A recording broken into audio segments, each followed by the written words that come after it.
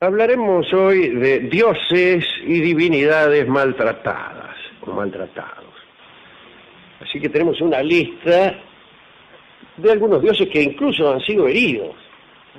Guarda, porque en algunas mitologías los dioses no eran tan poderosos, o algunos de ellos no lo eran, y podían recibir heridas o ser superados en lucha por los mortales. Tenemos aquí una pequeña lista que hemos hecho. La encabeza el dios Ares, y aprovechamos para saludar a Carlitos Ares, periodista. Del FEA. Y dios de la guerra. Claro, y dios de la guerra en Grecia. Ares varias veces fue herido por mortales, porque ese era medio punto. Era lo que se llama un cartón ligador. Estaba en la guerra de Troya, en la que participaba a favor del bando que perdió, ¿no? Y lo enfrentó Diomedes. Y en realidad él le tiró una flecha, una lanza a Diomedes. Y estaba la diosa Atenea, que estaba a favor de los griegos, oculta bajo el yelmo de la invisibilidad, y entonces le desvió la lanza a Ares, y Diomedes aprovechó y lo hirió. El alarido que pegó Ares se oyó en toda la Hélade, e incluso en el monte Olimpo, desde donde mandaron una comisión para socorrer. Allí lo llevaron y lo curaron, ¿no? En otra ocasión, este mismo dios Ares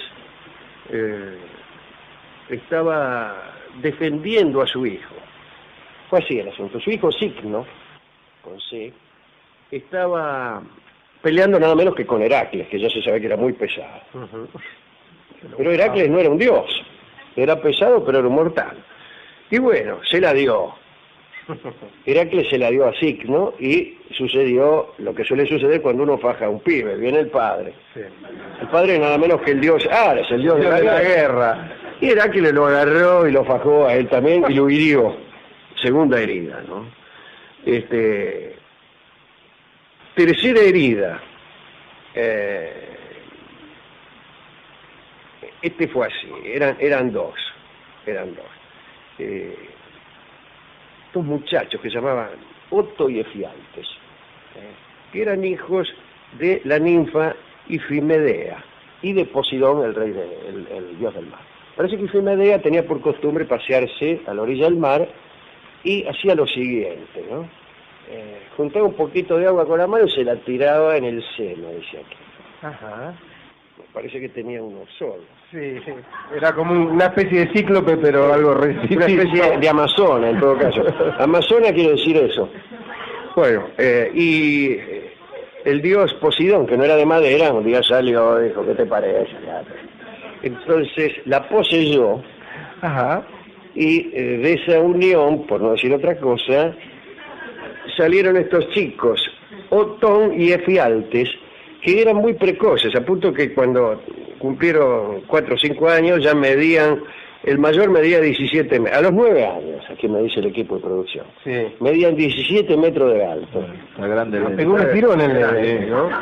Y 4 de ancho. ¿Qué prolijidad esta de medirle el ancho también? Sí. Bueno, viéndose tan poderosos, le declararon su amor a todas las diosas. Entonces salieron los dioses a defender el honor de sus hermanas olímpicas, y estos agarraron a uno de los dioses y lo encerraron, primero lo fajaron y después lo encerraron en una vasija. ¿Adivina quién era ese dios? Yo veía que era Ares. Carlitos Ares. Lo metieron adentro de un tarro y lo tuvieron ahí 13 meses, o sea, un año, adentro de un tarro. En aquel tiempo los años tenían 13 meses. Eran años Era así. Claro, era así. Bueno, después los castigaron y todavía están padeciendo castigo, ya que los tienen en el infierno atados a un palo con víboras, no con sogas. Y cada tanto viene una lechuza a picarles no sé dónde. Así que esa es otra vez que lo fajaron a Ares. Pero otros dioses también la ligaron. Por ejemplo, este mismo Diomedes, el que lo fajó a Ares en Troya, hirió en batalla también a la diosa Afrodita. Y Afrodita, enojada por esa herida, influyó sobre la mujer de Diomedes, que se llamaba Egialea, y le inspiró un amor por el primero que pasara, y por el segundo y por el tercero. Es decir, la volvió un poco gallinácea en su conducta. Sí. Y entonces Egialea empezó a engañarlo de arriba abajo a Diomedes, que estaba en la guerra de Troya. No hay mejor cosa para una mujer que se propone engañar a su marido que situarlo a este. ¿A cuál? A este. Ah, mira. A Diomedes, en la guerra de Troya, que duró 10 años. 10 Así que lo años. engañó durante 10 años. Cuando vino Diomedes se enojó muchísimo, pero ya era tarde. Heracles, en la puerta del infierno, tuvo un incidente con Hades, el dios del infierno. Hades parece que quería impedirle la entrada, imagínense, y se discute si le encajó un flechazo o una pedrada, pero que se lo encajó, se lo encajó. Y tuvieron que otra vez mandarlo al Olimpo para que lo curara. El que curaba siempre era un dios, el dios que cura, llamado Peán, del que nunca hemos hablado aquí, pero estaba encargado de curar a los dioses cuando tenían alguna clase de accidente. Heracles también hirió a muchos. Y una vez hirió a Hera, la mujer de Zeus, en el seno, en uno de ellos al menos. También tuvo alguna reyerta con Apolo y Poseidón, e hirió también a Ares en el muslo. Hornito era un tipo que... Calentito. ¿Qué tal, Hornito? Pajarito, le decía. Pajarito para los amigos. Era adversario de Troya, peleaba con los aqueos. Y en Áulide, usted se acuerda que en Áulide tuvo lugar aquella jornada de espera, aquellas largas jornadas de espera de un viento, porque había una calma chicha que no dejaba que la flota de los aqueos zarpara. De esa misma situación provino el episodio de Agamenón con su hija Ifigenia, que la tuvo que matar, pobrecito. Pero no importa, Hornito estaba ahí, que no venía el viento, no venía bien, y se cansó. Y se fue. Se le ocurrió tomársela. Entonces la misma diosa Atenea se le apareció bajo la forma de Melas y Hornito, y le dijo, bueno, mirá, no te vayas, que quédate, qué sé yo. Y Hornito, que se quería ir y que no reconoció a la diosa, la hirió también. Otra diosa herida. Perseo peleó en Argos nada menos que con Dioniso. El dios Baco para los romanos. No sé por qué, que te crees, que no me empujé, no me pisás la raya, había esas cosas de guapo. Sí, cosas de barrio. Perseo lo ahogó en el lago de Lerna y lo mató. Diga que después lo resucitaron. Eso es lo que tenían los dioses griegos, que eran inmortales. Pero ya se sabe que Dioniso, lo mismo que Heracles, tuvieron una época de mortales. Vamos a ver qué pasaba en China, donde los dioses eran peores todavía que en Grecia en ese sentido. El cielo chino estaba poblado por ministerios. Era un cielo que duplicaba la burocracia del imperio. Y entonces había en el cielo ministerios encargados de diversos fenómenos. Hemos hablado alguna vez del ministerio meteorológico, contamos que había unos tipos que se encargaban del trueno, del rayo, de las lluvias, y había también un ministerio de las epidemias. El jefe era un dios llamado Lu Yue, que lanzaba las plagas a su antojo. Y tenía Lu Yue algunos funcionarios divinos que lo ayudaban a desparramar las plagas, llevaban un poco la gripe para que ¿cómo? Eran 5, se los llamaba a los 5 Wu Yue. No confundir con Lu Yue. Estos eran Wu Yue. Wu es no, así que quiere decir quizá los que no eran Yue. Cada uno de los 5 tenía su nombre, pero para no estropearles la noche con nombres chinos, los llamaremos Micheli, Checonato, Lacasia, Grillo y Cruz. eran las divinidades de las epidemias, como se ha dicho, y eran los que se encargaban de llegar a la tierra y ejecutar las disposiciones del jefe del ministerio. Bueno, estos 5 genios estelares eran adorados por los hombres, en un templo, el templo de San Iko, especialmente cuando había brotes de enfermedades o plagas de langosta, entonces iban al templo de San Iko y rezaban a los Wu Yue para que aflojaran con las epidemias, los muchachos Micheli, Checonato, etc. Un enfermo o un campesino perjudicado en la cosecha debía ir al templo y prometer una ofrenda a los Wu Yue, en el caso de que, naturalmente, todo se solucionara. La ofrenda de costumbre eran 5 panes de trigo, que se llamaban Xiaoping. Te digo, por si usted va a la China y quiere comprar 5 panes de trigo, dice Xiaoping, y todos se quedarán mirándolo como sin entender absolutamente nada. Yo mismo fui al supermercado de abajo, donde están mis amigos japoneses, y le dije en perfecto chino, Xiaoping, esperando que me dieran 5 panes. Y el hombre se me quedó mirando así, claro, como si yo le hubiera dicho buenas tardes. Bueno, ya que es proverbial la no devolución del saludo por parte de estas personas. Bueno, o sea que si te salía bien el pedido que hacías a los Wu Yue, tenías que ponerte con 5 panes de trigo y 1 libra de carne. 1 libra de carne, inciso, que ha popularizado Shakespeare en su comedia El mercader de Venecia. Como así también en la Argentina Agustín Cusani en su comedia llamada precisamente 1 libra de carne, pero no por el óvulo depositado en el templo de San Iko en beneficio de los Wu Yue, sino acordándose de aquel préstamo veneciano cuya garantía era 1 libra de carne. En una oportunidad los Wu Yue la pasaron mal. Estos funcionarios celestes de la China eran mortales.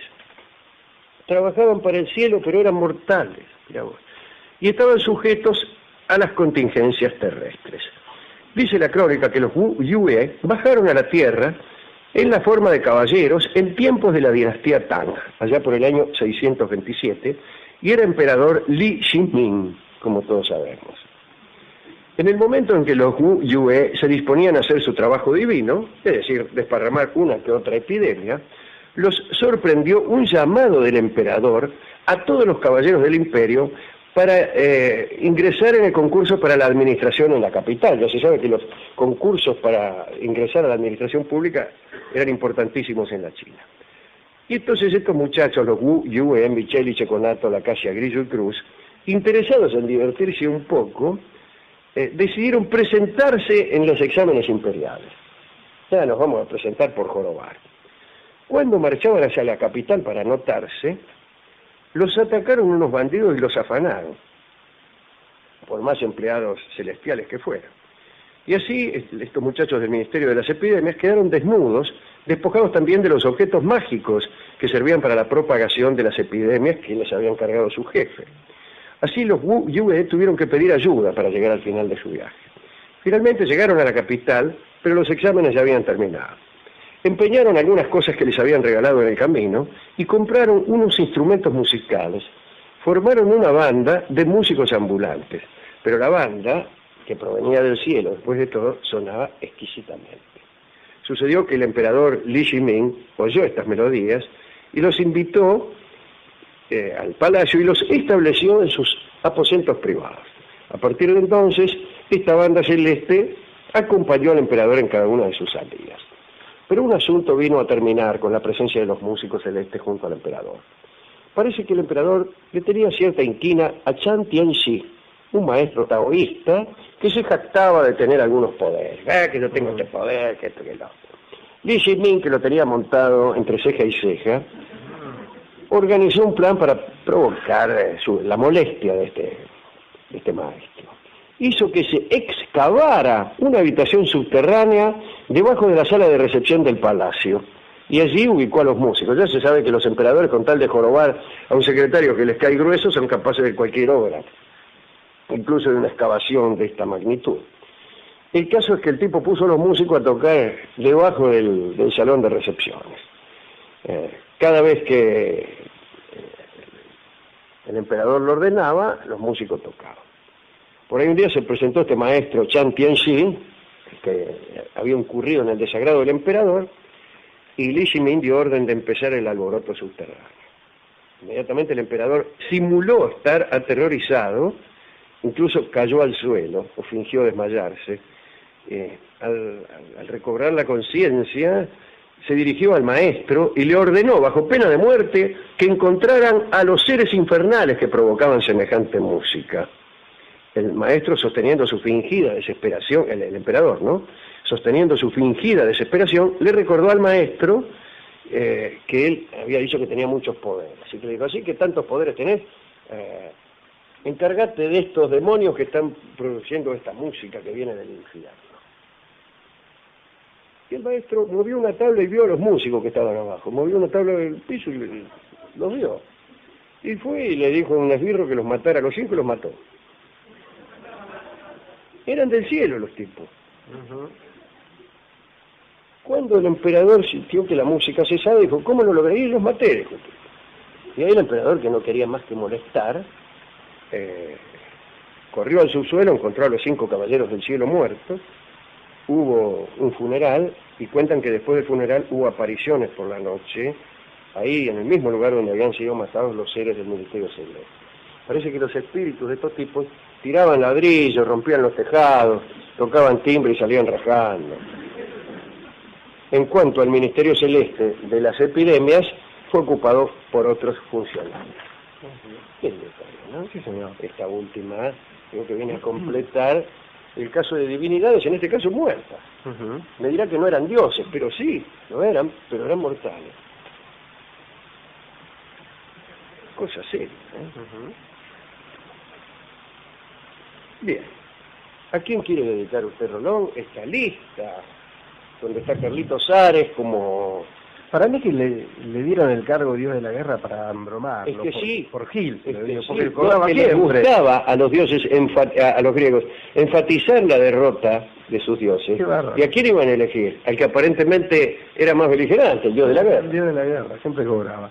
Bueno, yo se lo voy a dedicar al más noble de los dioses, que también corrió la suerte de ser muerto, que es Balder. Balder, el dios del la panteón escandinavo. Sí, y también a Heracles, que era guapo y no era de los que les pegaban a los más chicos. No, claro, le pegaba nada menos que a los dioses. Me gusta eso que son guapos con los guapos. Claro. Bueno, está muy bien eso. ¿Eh? Yo le voy a dedicar esto a todos los que me conocen.